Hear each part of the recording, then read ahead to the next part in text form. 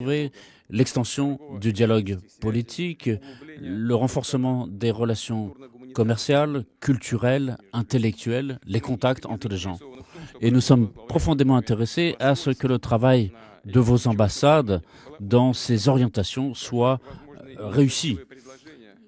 Toutes les initiatives que vous pouvez proposer pour renforcer la compréhension entre les peuples seront soutenues, évidemment, tant par les autorités russes que par la société et les milieux d'affaires de notre pays. Chers collègues, le travail que vous accomplissez se fait dans dans une période de changements radicaux dans l'architecture de la paix dans le monde et où se forme un monde multipolaire plus démocratique et plus juste dans ses relations. Et il y a évidemment des orientations majeures, stratégiques dans cette politique et nous en avons parlé ces jours-ci lors du sommet de coopération de Shanghai à Samarcande en Ouzbékistan.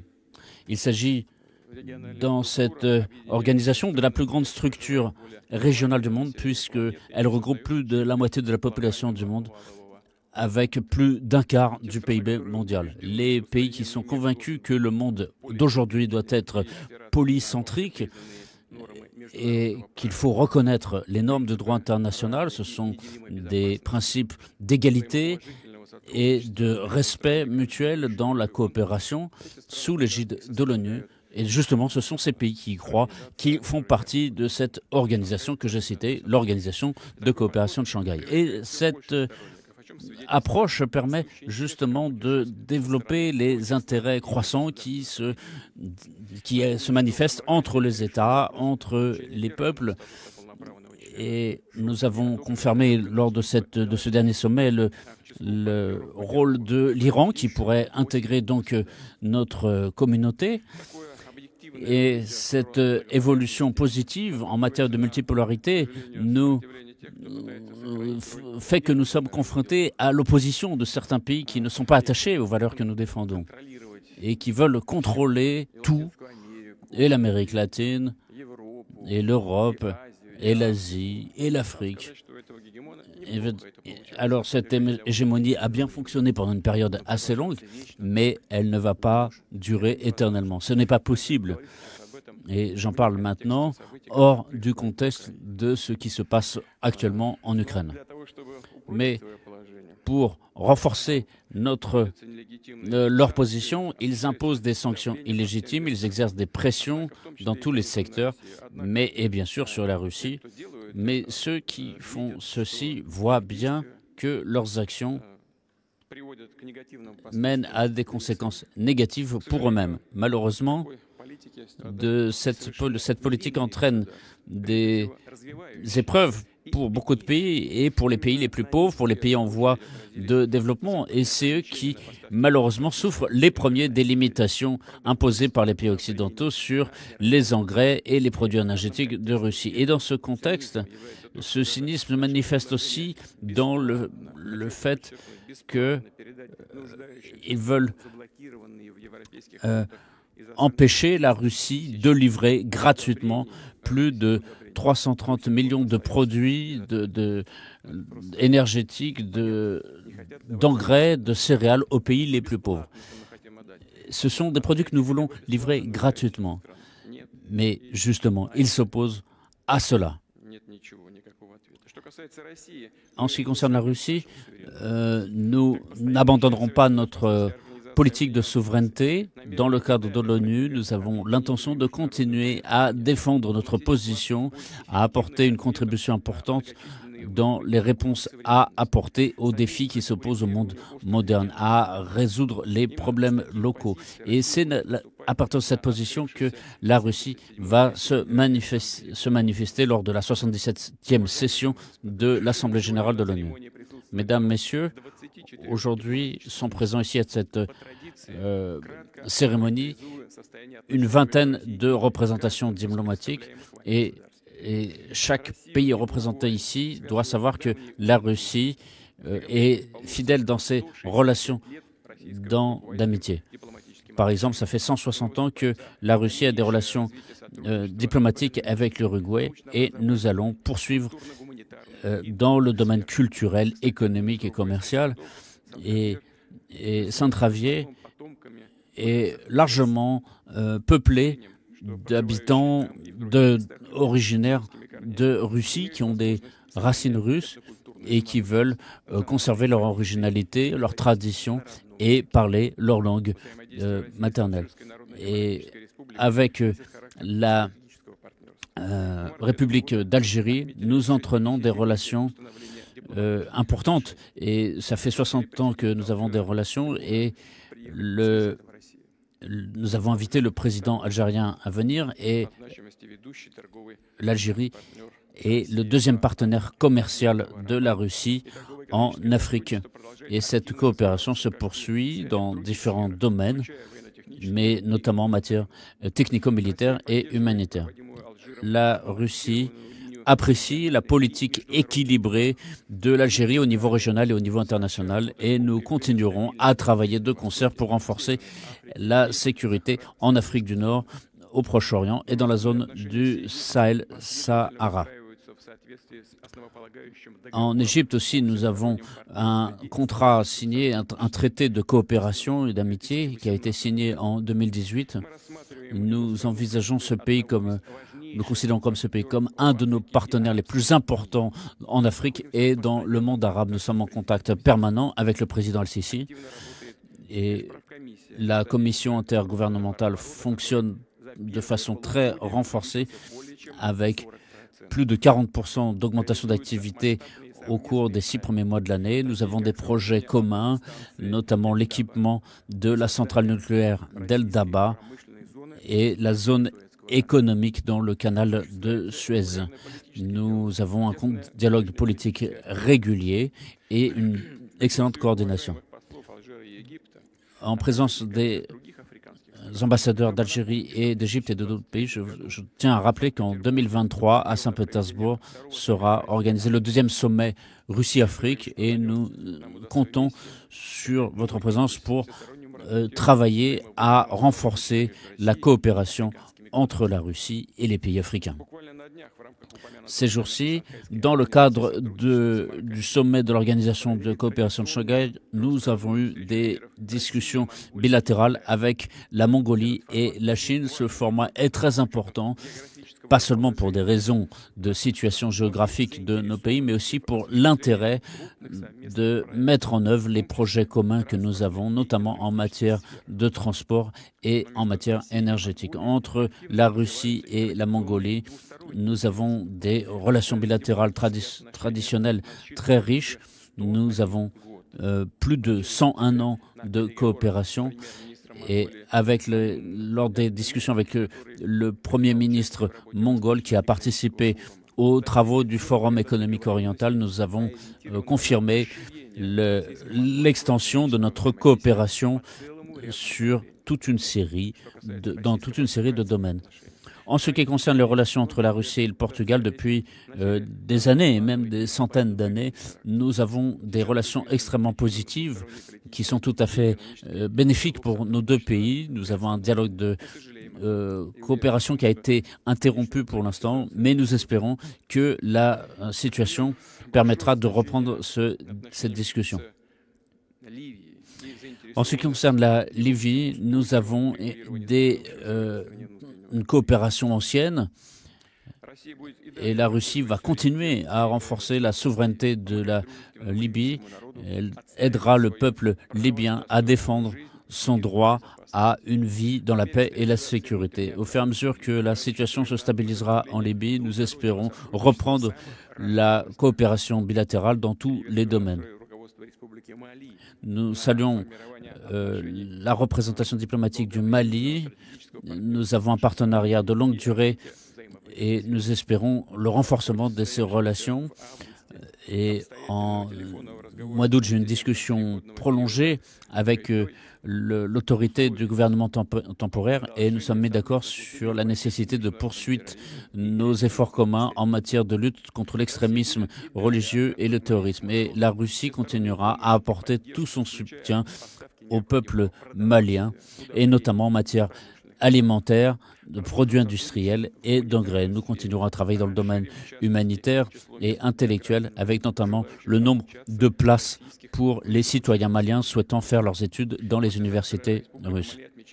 Après-demain, le Mali fêtera son indépendance et nous souhaitons sincèrement tous les Maliens pour cette fête. Je rappelle que pendant la Deuxième Guerre mondiale, la Nouvelle-Zélandie avait participé à l'alliance contre le nazisme, et ce lien dans l'idéologie, comme vous le savez, on ne peut pas considérer que ce travail a été achevé. L'Arménie est notre partenaire très proche, et je tiens à profiter de l'occasion pour saluer le peuple arménien et ses autorités pour la fête de l'indépendance de demain. Cette année est une année jubilaire importante, donc l'établissement des relations diplomatiques entre nos pays, mais aussi le 25e anniversaire de la signature de l'accord du traité de sécurité collective. La Russie et l'Arménie soutiennent un dialogue intensif, et pour la seule année en cours, avec le Premier ministre Pachinian, nous nous sommes rencontrés 3 fois, dont récemment au Forum économique oriental de Vladivostok. En novembre, à Yerevan, il y aura le sommet de l'Organisation du traité de sécurité collective, et conformément à cette organisation, nous suivons particulièrement les questions frontalières qui se posent avec l'Azerbaïdjan. Donc il y a une mission spéciale dirigée par le secrétaire général de l'OTSC qui a pour mission de préparer un rapport à l'ensemble de l'organisation. Et je le souligne, toute situation de conflit avec les pays qui nous sont proches suscite chez nous une grave préoccupation, et nous appelons toutes les parties à respecter le régime de cessez-le-feu et de s'en tenir à la déclaration tripartite de la Russie, de l'Arménie et de l'Azerbaïdjan. Nous sommes convaincus que la résolution des questions territoriales dans le cadre de la commission bilatérale sur la délimitation de la frontière arméno-azerbaïdjane se fait sous l'égide de la Russie. La Colombie est un partenaire important de la Russie en Amérique latine, et nous sommes heureux de soutenir ces relations d'amitié. Récemment, le nouveau président Petro avait insisté sur la nécessité de renforcer les relations commerciales, mais aussi techniques, scientifiques, culturelles. Nous poursuivons aussi, dans le cadre du Conseil de sécurité, les efforts internationaux en matière de résolution de la situation en Colombie pour maintenir la paix et l'entente, la concorde nationale dans le pays. Nous sommes aussi résolus à poursuivre les relations avec la République de Tanzanie, notamment dans les perspectives telles que le nucléaire civil, le transport, l'énergie, le tourisme. Nous saluons l'action importante de la partie tanzanienne dans la résolution des conflits sur le continent africain, et nous continuerons à agir ensemble pour résoudre les crises qui se posent tant au niveau régional qu'au niveau international. Dans les relations que nous avons avec les Philippines, différents projets sont mis en œuvre, et cela ne peut être qu'un signe pour l'extension de nos relations en matière spatiale, des technologies de l'information, agroalimentaire et tourisme. Et nous sommes prêts à agir en partenariat avec les autorités de Philippines, et nous espérons que cette vision sera partagée par nos amis de Philippines. Nous sommes convaincus que la coopération entre la Russie et la République qui nous est proche de Moldavie correspond aux intérêts radicaux de nos peuples. Nous sommes prêts à nous présenter comme garants de la résolution du conflit de la Transnistrie, mais sur les questions de sécurité, nous agissons en accord avec les accords que nous avons signés entre nos deux pays. La Russie et la Serbie ont un partenariat stratégique qui repose sur les traditions culturelles, historiques entre nos deux peuples frères. Depuis longtemps, avec le président Vučić, nous traitons des questions les plus importantes en direct ou au téléphone, toutes les questions importantes sur la coopération entre nos pays. Nous cherchons à soutenir nos amis serbes. Nous apprécions leur position mesurée sur le plan international et nous continuons à travailler avec eux pour renforcer la politique de dialogue et de renforcement de la coopération dans les domaines économiques et commerciaux, scientifiques, culturels et universitaires. Dans le cadre du droit international, nous appuyons sur la résolution 1954 de l'ONU et nous allons continuer à aider nos amis et à leur apporter notre soutien sur leurs droits légitimes dans la défense de la souveraineté nationale et de l'intégrité territoriale. Sénégal, un de nos plus grands partenaires en Afrique. Nos relations diplomatiques ont été établies il y a 60 ans et depuis nous agissons de façon tout à fait régulière en matière politique, mais aussi en matière commerciale, en matière scientifique. Avec le président du Sénégal, M. Sall, nous avons discuté cette année à Sochi. Compte tenu que le Sénégal est aussi le président cette année de l'Union africaine, nous avons encore rappelé la nécessité de renforcer la coopération sur l'ensemble du continent africain et notamment dans l'optique du sommet Russie-Afrique qui doit se tenir l'année prochaine. Avec la République de Chypre, nous avons aussi des relations tout à fait régulières. La Fédération de Russie s'est toujours prononcée et se prononce pour une résolution juste et viable de la question du territoire de Chypre, conformément à la résolution du Conseil de sécurité de l'ONU. Nous sommes intéressés à la poursuite de cette coopération, mais aussi avec la République du Congo, que nous saluons pour son implication dans les affaires internationales. Et nous sommes prêts à aider le pays à résoudre les questions de sécurité qui se posent en intérieur, notamment avec le groupe des pays des Grands Lacs. Et nous sommes tout à fait prêts à soutenir la République démocratique du Congo. Les relations avec l'Ouganda, qui est un des partenaires les plus fiables en Afrique. Pour nous, ce sont des relations tout à fait intéressantes pour les deux pays, de façon tout à fait mutuelle. Nous sommes convaincus que nous continuerons à développer ces relations de façon efficace, parfaitement, dans le domaine du nucléaire civil.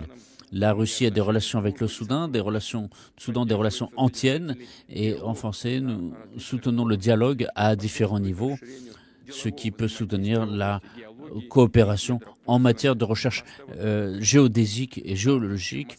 Et au mois d'août, il y a eu la 7e réunion de la commission intergouvernementale sur la mise en œuvre de tous les accords, et cela fait partie de notre objectif.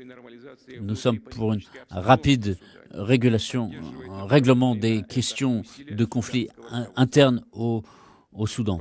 Et nous nous prononçons pour le renforcement de la coopération avec l'État du Koweït sur notamment la coordination que nous avons sur les questions non seulement du Proche-Orient, mais aussi sur les différentes questions qui sont à l'ordre du jour international. Nous voyons des réserves encore mal exploitées en matière d'investissement, de développement économique. Je profite de l'occasion pour saluer les autorités du Népal pour la fête nationale aujourd'hui, le jour de la Constitution.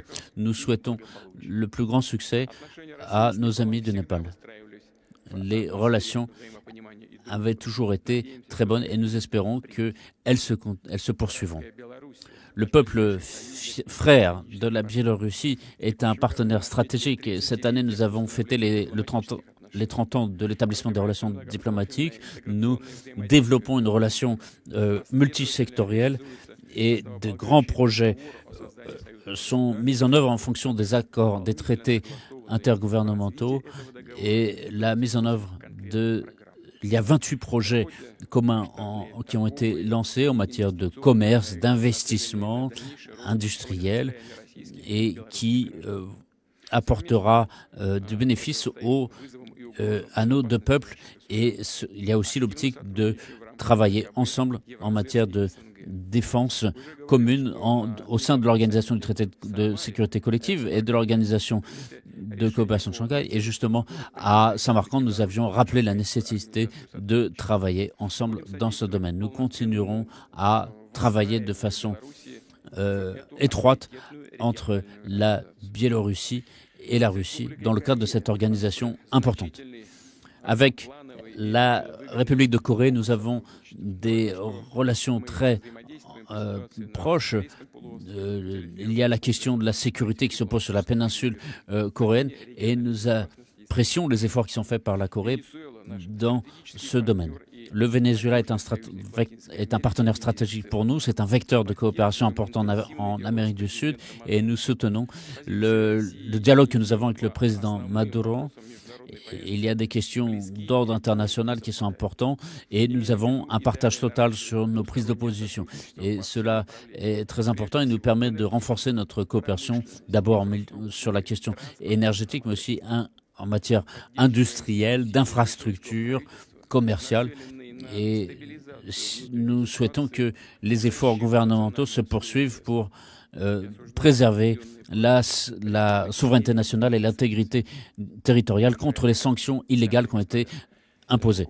Mesdames, Messieurs, j'ai brièvement abordé dans les grands traits l'orientation politique que nous avons avec vos pays. Nous souhaitons qu'avec votre implication personnelle, nous pourrons continuer le renforcement de nos relégations pour le bien de nos peuples dans l'intérêt de la sécurité internationale.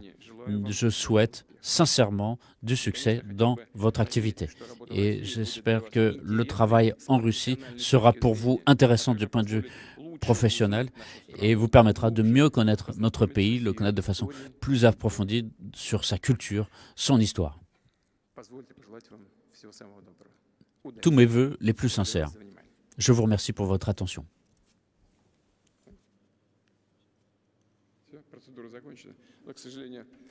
La procédure est achevée.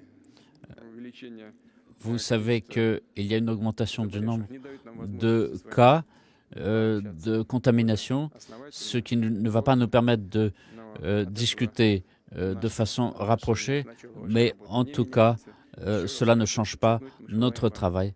Et encore une fois, tous nos meilleurs vœux. Je vous remercie.